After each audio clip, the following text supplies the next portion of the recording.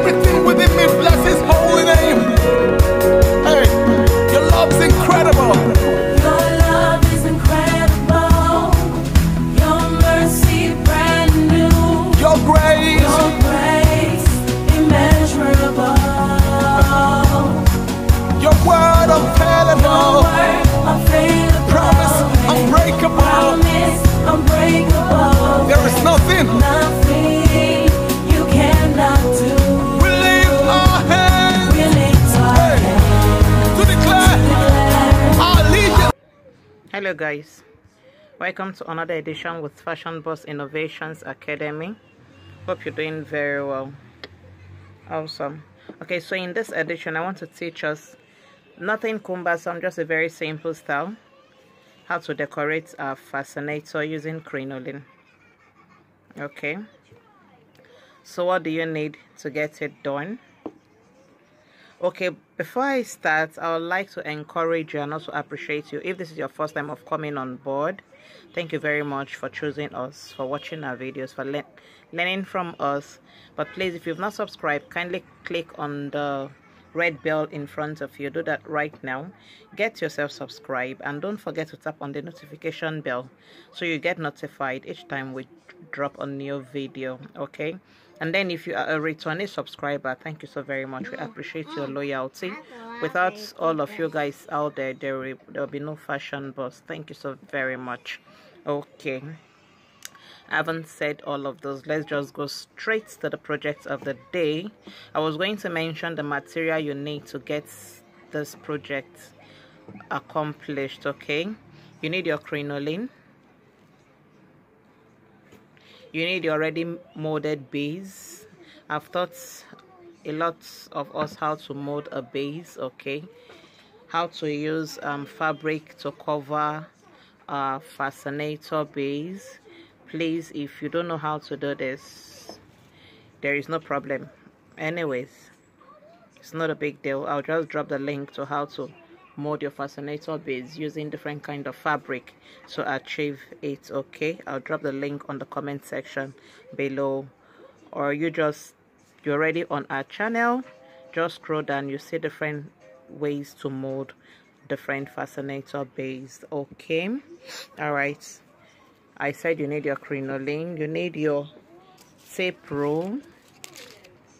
Okay, you need your scissors, you need your bias strip, and then you may also need an extra fabric, because as you can see, the extra fabric is if you want to tape the edge of your crinoline with the same fabric you used for your fascinator base. Okay, but if you don't want to, you can just use your bias strip directly.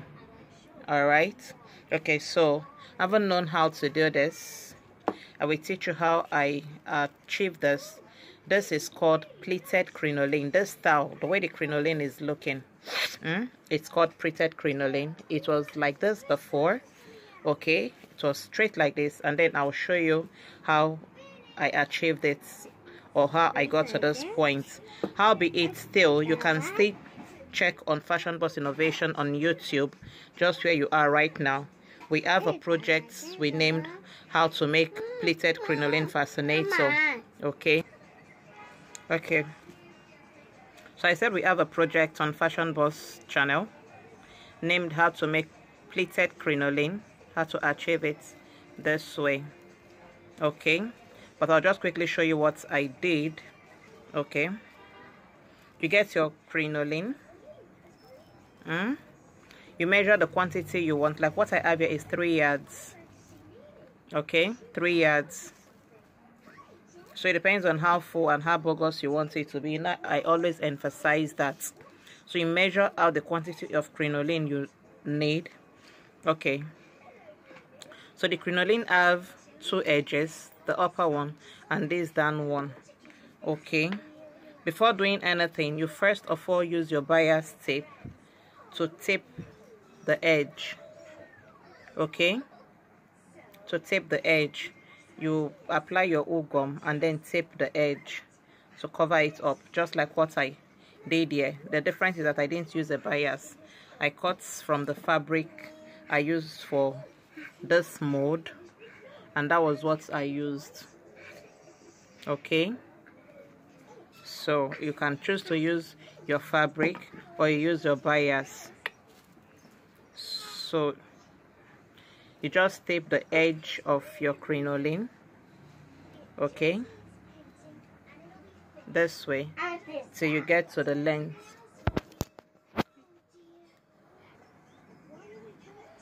So after taping, you're only taping one part, okay, to the end of your crinoline. You come down here and grab the bottom, because crinoline is a fabric that's frizz, okay. It's either use your wool gum to gum it so it sticks together, or you can just use your needle and thread to tie it up, okay. After tying, to secure it in place, you get the same needle and thread. You start running what we call a loose stitch, okay.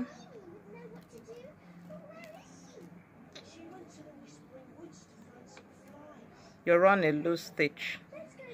The needle is a bit tangled.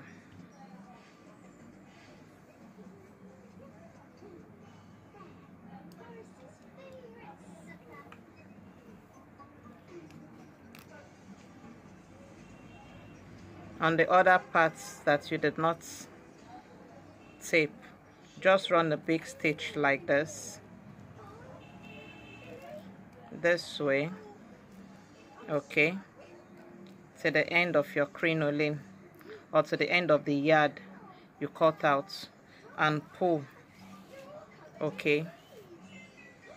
You pull it. When you pull, you see it will automatically give you what we have here, okay. So when you get to the end of the crinoline you cut out, you do the same thing we did at the beginning to keep it in place so that it will also not fray. So that was how I achieved this. All right.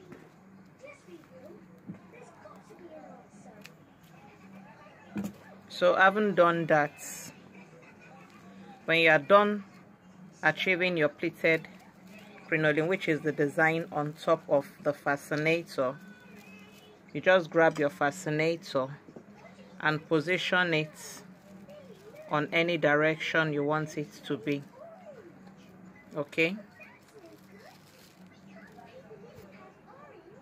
Any direction you want it to be, you see it's looking beautiful already. And then you tack it with your needle and thread to the base of your